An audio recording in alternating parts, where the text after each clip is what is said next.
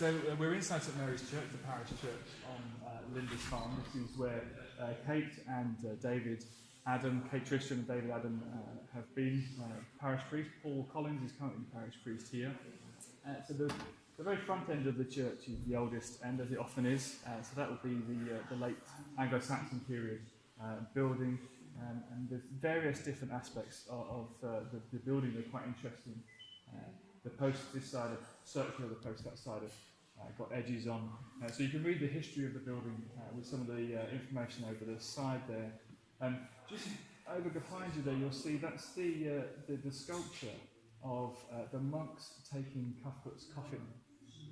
That was what happened when the Vikings raided Lindisfarne. So Lindisfarne was the first place in the whole of the UK ever to have the Vikings land on it. And if you want to go and stand up on North Beach, that's where they landed first, in 793.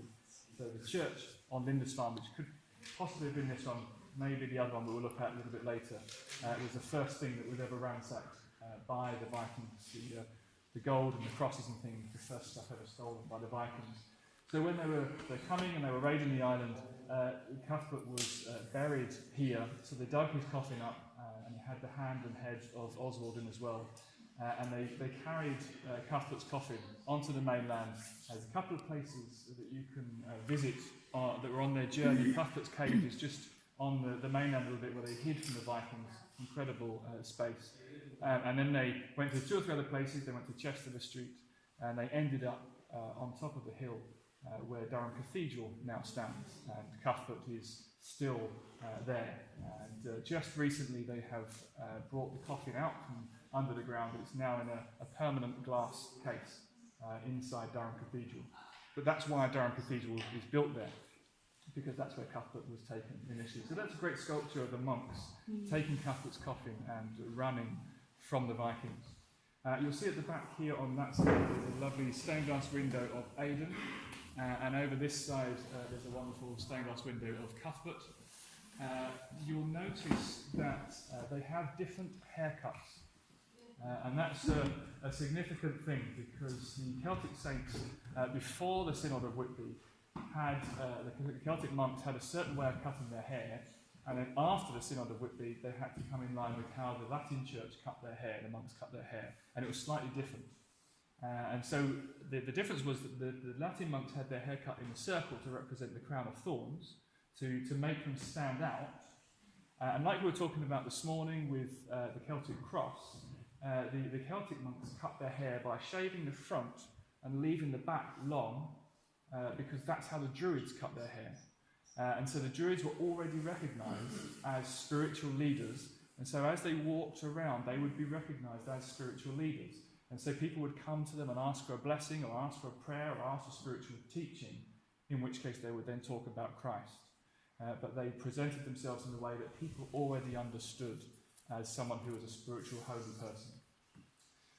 So the church here is still in use. It's been in use since its beginnings, really, and gradually built up. So this was the place, like I said, when in the 12th century, when the priory was first made, that they saw a vision of Cuthbert go out the door, all the way up here from the Anglo-Saxon part, and across to the priory. There's not much more you can say historically from Celtic Christianity about this church, because it probably wasn't here.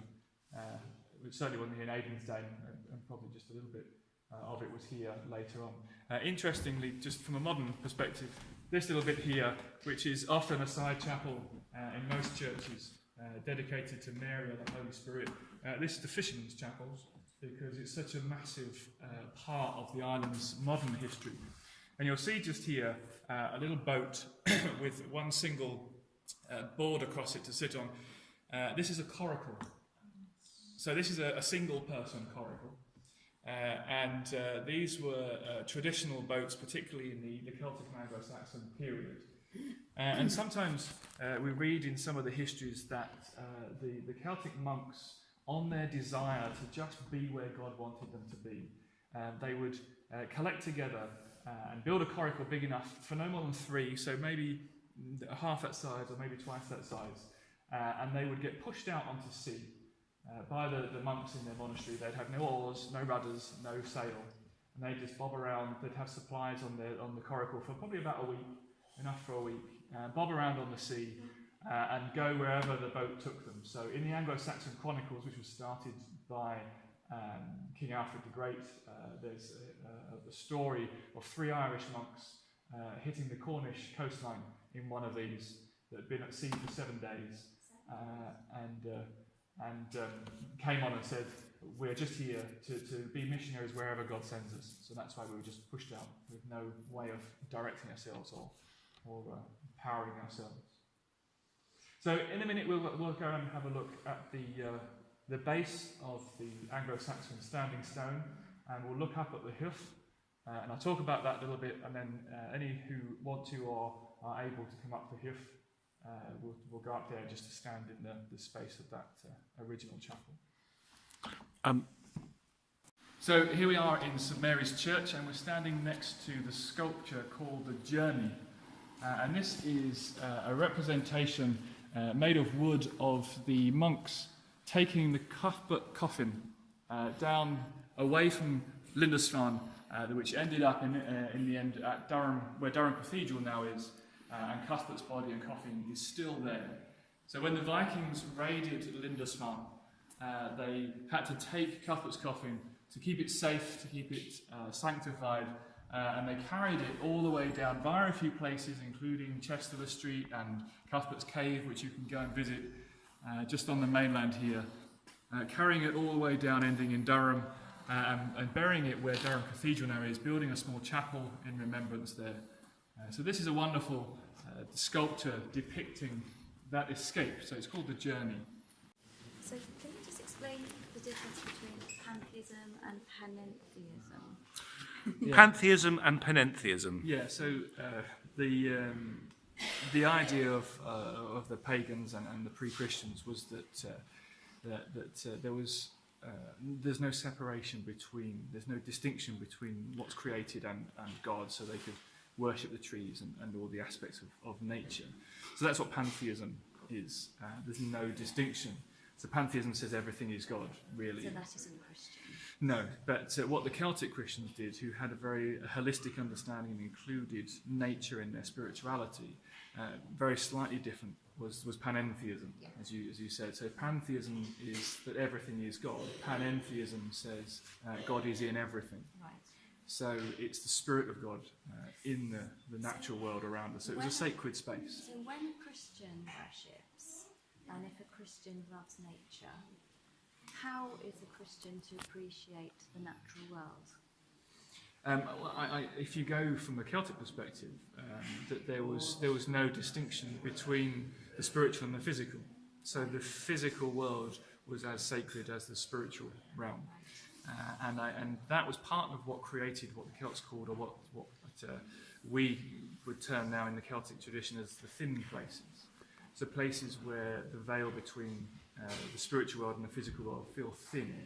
I understand that. Because it's drawn down into this space, because the natural world was part of their spiritual life.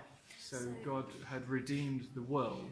You know, in John 3:16 it says, "For God so loved the world." That word "world" means everything that's created. In Greek, it's the word "cosmos" in that verse, the whole of creation.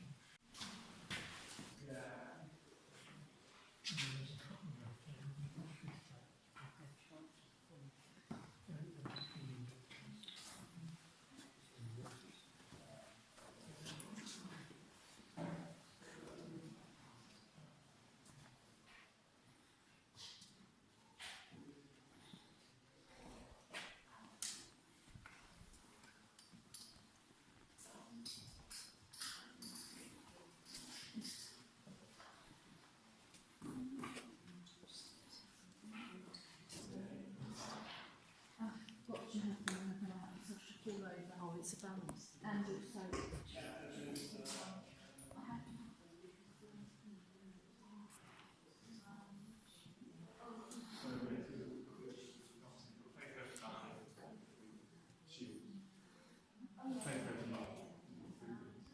And then we've got the stag, which